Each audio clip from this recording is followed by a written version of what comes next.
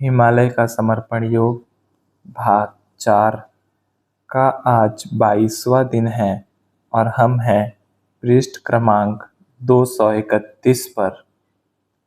गुरुदेव कहते हैं, तब शीघ्र किसी गांव का मिलना संभव नहीं लग रहा था।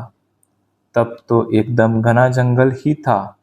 मेरे साथ एक लकड़ी रहती थी, वह मुझे बड़ी मदद करती थी। विशेषतः आगे का रास्ता बनाने में वह काम आती थी। आगे तब घना जंगल प्रारंभ हो रहा था और जैसे जैसे मैं अंदर की ओर जाने लग गया, वैसे वैसे जंगल का संगीत सुनाई आने लग गया। वह जंगल का संगीत मुझे खूब अच्छा लगता था। उस संगीत की तुलना किसी अन्य संगीत से नहीं की जा सकती थी। बीच बीच में पक्षियों की बड़ी आवाजें भी आ रही थी, पर बाकी एक नीरव शांति सारे वातावरण में छाई हुई थी। ऐसे जंगलों में सांप या अन्य जानवरों के होने की आशंका रहती थी। इसीलिए लकड़ी से रास्ता साफ करके फिर ही आगे बढ़ पाता था। सूर्यास्त तक वह जंगल पार करना था, लेकिन चलने में बहुत समय लग रहा था, क्योंकि रास्ता था ही नहीं। रास्ता तो बनाना पड़ रहा था। अधिक समय तो रास्ता बनाने में ही जाता था। तब सूर्यास्त भी होने ही वाला था। मुझे पता लग गया था कि उस दिन वह जंगल पार नहीं किया जा सकता था। फिर रात में ठहरने के लिए किसी बड़े वृक्ष का सहारा लेना पड़ता। इसीलिए मैंने उचित वृक्ष की खोज करना प्रारंभ किया। मुझे एक वृक्ष मिल भी गया और फिर मैंने अपने जूते एक रस्सी से बांध कर अपने कंधे पर लगा लिए और अपना झोला व कंबल लेकर ऊपर चढ़ना प्रारंभ किया। जूते वृक्ष के नीचे रखने पर जूतों की गंध से ही जानवर को पता लग जाता है कि निकट में कोई मनुष्य है। इसीलिए कोई चीज नीचे नहीं रखी। झाड़ पर बहुत ऊपर चढ़ने पर देखा कि एक बड़ी शाखा से दो और बड़ी शाखाएं निकल रही थी। वह स्थान मुझे अधिक सुरक्षित लगा। मैं जैसे ही ऊपर चढ़ा तो उस वृक्ष के रहने वाले पक्षी एक साथ उड़ गए। फिर जब मैं एक ही स्थान पर स्थित होकर बैठ गया, तब वे भी आकर अपने घोंसलों में बैठ गए। फिर भी मेरे ऊपर दृष्टि रखे हुए थे। उनका डरना स्वाभाविक ही था। यह मनुष्य प्राणी उनके लिए अलग ही था, इसीलिए वे घबरा गए थे। जब ऊपर वृक्ष पर चढ़ा, तब तक अंधेरा होने लगा था। फिर मैंने मेरी लुंगी से ही अपने आप को वृक्ष के साथ बांध लिया, ताकि नींद में नीचे न गिर पड़ूं, और वहां पर चुपचाप बैठ गया। पहले तो पक्षी इतना हल्ला मचा रहे थे मानो उनकी स्कूल ही चल रही हो, लेकिन धीरे धीरे वे शांत हो गए। अंधेरा होने पर तो एकदम ही शांत हो गए। फिर तो जंगल का ही संगीत सम्मेलन रात भर चलता रहा और मैं सुनता रहा। धीरे धीरे रात बीत रही थी। बीच बीच में नीचे जमीन पर से आवाजें भी आती थी। कभी कभी चमकती हुई आंखें भी दिख रही थी, यानी बड़े बड़े जानवर शिकार की तलाश में निकल पड़े थे। मैं ऊपर शांत बैठा था। मैं रात भर जागता ही रहा। बीच बीच में आकाश की ओर देख रहा था। चंद्रमा ढलने जा रहा था। मैं राह देख रहा था कि सूर्योदय की कब सूरज उगे और कब प्रकाश हो, ताकि मैं उस जंगल के पार निकल पाता। मैंने सोच रखा था, सुबह हो जाने पर प्रथम वृक्ष के और ऊपर चढ़ूंगा और जंगल कहाँ तक है वह देखूंगा, फिर ही आगे बढ़ूंगा। मेरी रात भर की तपस्या पूर्ण हुई और सूरज उग रहा था। मैंने ऊपर चढ़कर प्रथम जंगल कितना बाकी था वह देखा। तभी जंगल काफी बाकी था। मेरा वृक्ष पर रहने का निर्णय सही रहा। मैंने दिन के अच्छे से उगने का इंतजार किया और निर्णय लिया कि दिन भर में वह जंगल मैं पार कर ही लूंगा। और बाद में धीरे धीरे वृक्ष से नीचे उतरा और मेरी निश्चित दिशा की ओर आगे बढ़ गया। मुझे चलने में तकलीफ नहीं थी, सारी तकलीफ रास्ता बनाने में थी। जल्दी भी चलना, संभल कर भी चलना, इन दोनों का संतुलन बनाए हुए आगे बढ़ रहा था। उस दिन में मुझे वह जंगल पार करना ही था। जंगल में भटकाव का खतरा सदैव बना रहता है। यही सोचकर मैं शीघ्र अतिशीघ्र वहां से निकलने का रास्ता खोज रहा था। रास्ते में कई जगह सांपों के बड़े बड़े घर बने हुए दिख रहे थे, यानी उस जंगल में विभिन्न प्रकार के सांप थे ही। इसीलिए मुझे और संभल कर चलना पड़ रहा था। विभिन्न प्रकार की वनस्पतियों और औषधियों के पत्ते उस स्थान पर उपलब्ध थे, यानी एक प्रकार का आयुर्वेदिक औषधियों का एक प्रकार का बगीचा ही था।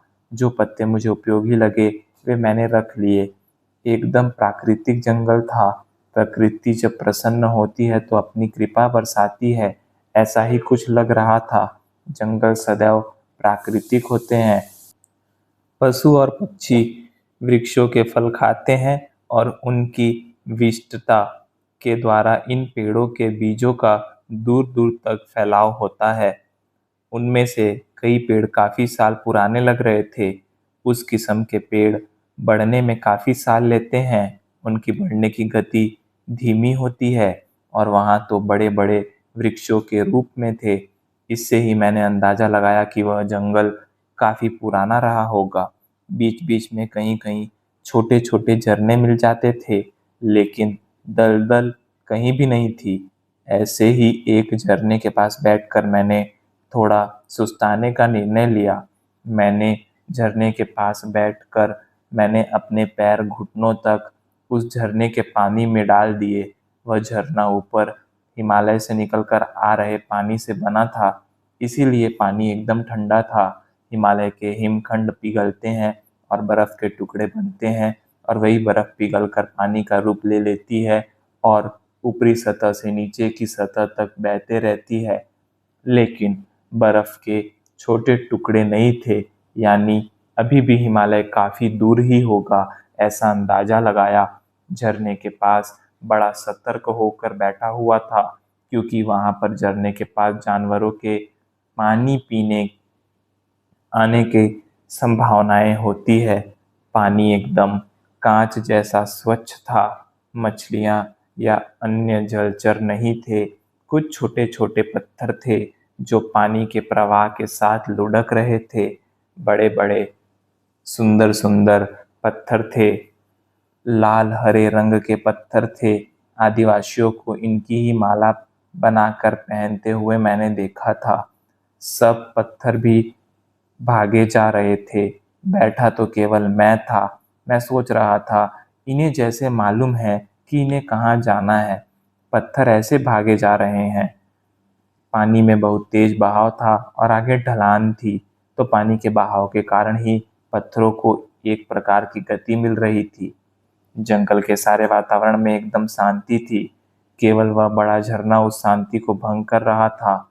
ऐसे झरनों के पास पानी पीने के लिए प्रायः सभी जानवर आते हैं, और कई बड़े जानवर अपने से छोटे जानवरों का शिकार भी वहीं करते हैं, यानी उन्हें उस झरने से पानी व खाना दोनों मिल जाते हैं। झरने के पास ही पड़ी जानवरों की कुछ हड्डियां या कहानी बता रही थी। जंगल में शक्ति का ही राज होता है। हर प्राणी अपने से छोटे प्राणी का शिकार करता है और अपने से बड़े प्राणी का शिकार हो जाता है।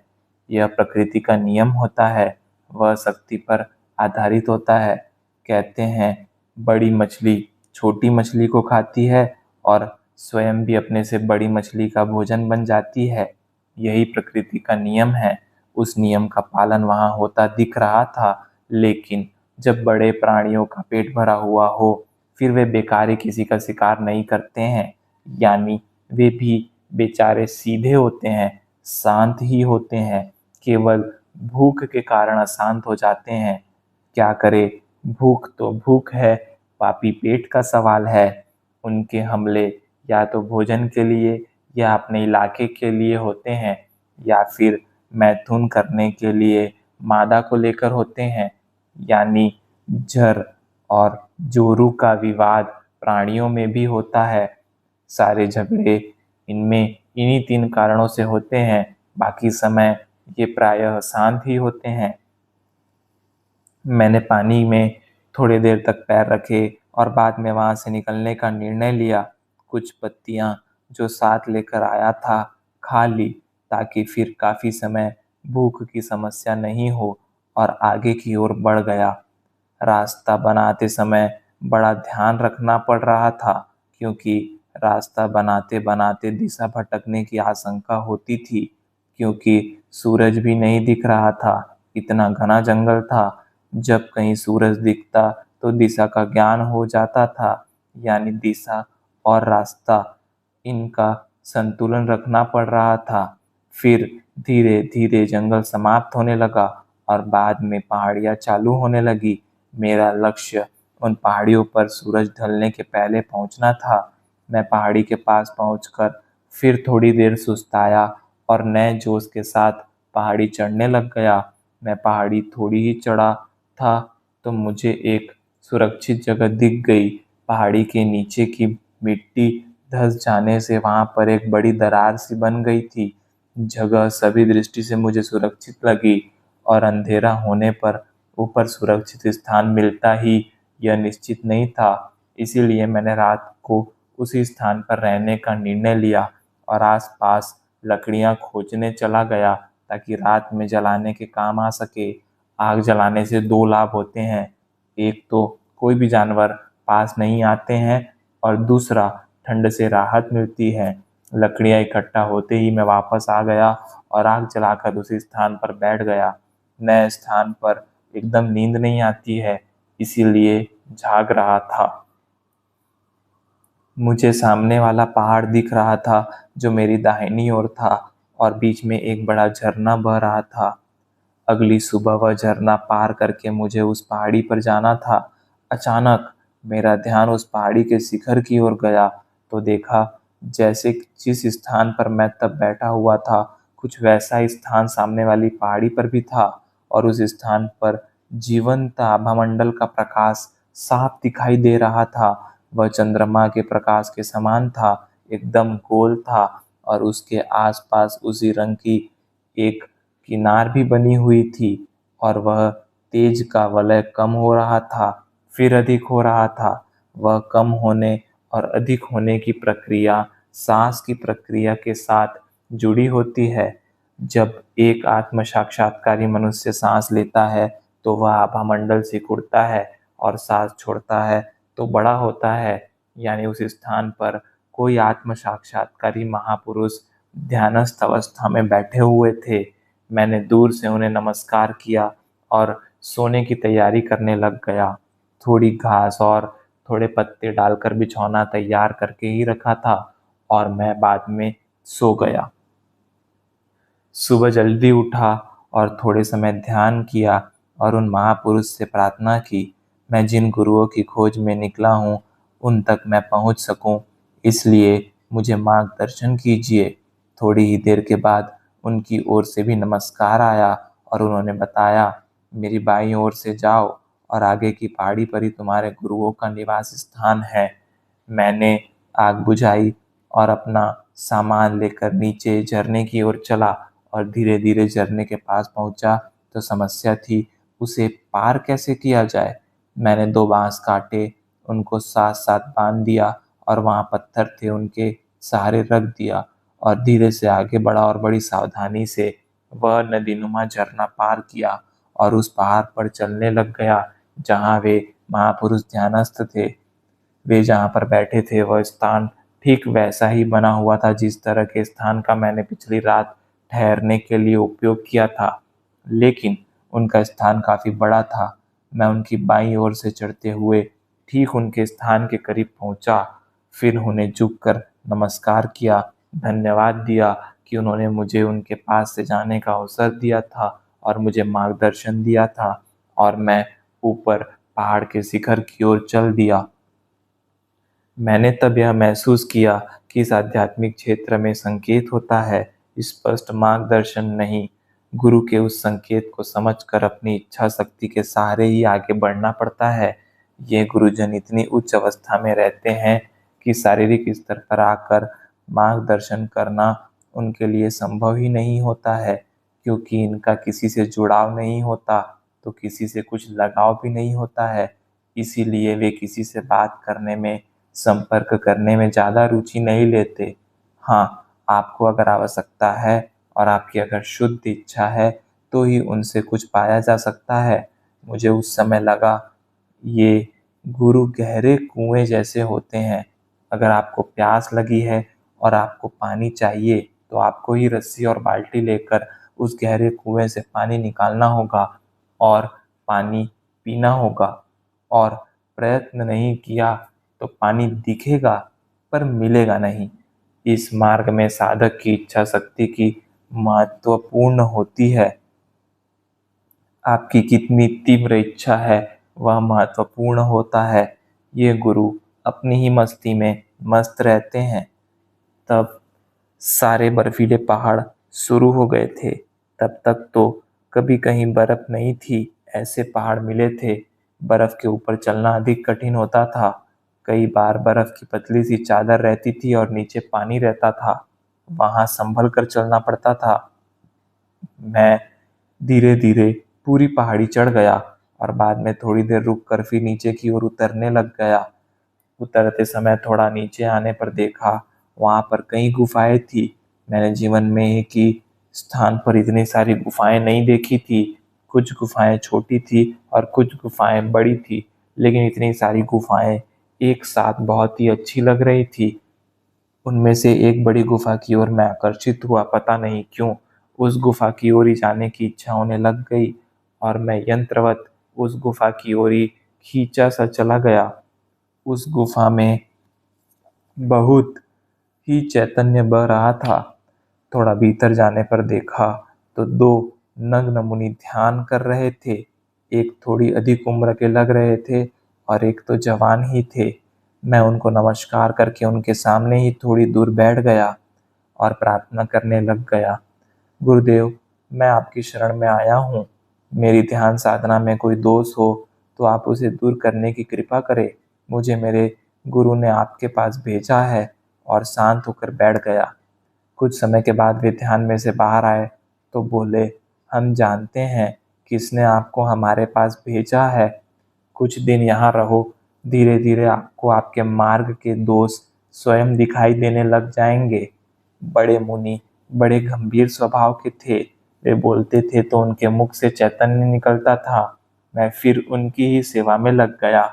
मेरा मित्रता हम उम्र होने के कारण छोटे वाले मुनि के साथ हो गई। धीरे धीरे पता चला वे दिगंबर जैन मुनि थे। उनका 65 मुनियों का संग था। वे सालों से उसी स्थान पर रह रहे थे और ध्यान साधना कर रहे थे। फिर एक दिन बड़े मुनि ने बताया, हम जो ध्यान साधना कर रहे हैं वह मोक्ष पाने के लिए है और आप जो ध्यान साधना कर रहे हो वह मोक्ष देने के लिए है। दोनों ध्यान साधनाओं में यही अंतर है। ऐसा के कहकर वह मौन हो गए। उनसे पूछने की हिम्मत ही नहीं होती थी।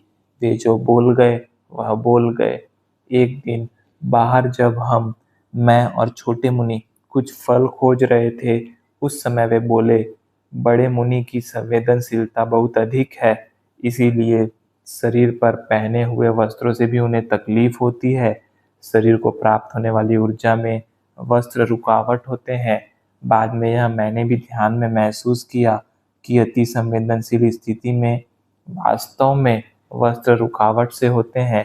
इसीलिए शायद केवल एक रेशम की धोती पहनकर पूजा की जाती है। अनुभूति आत्मा का एक एहसास होता है।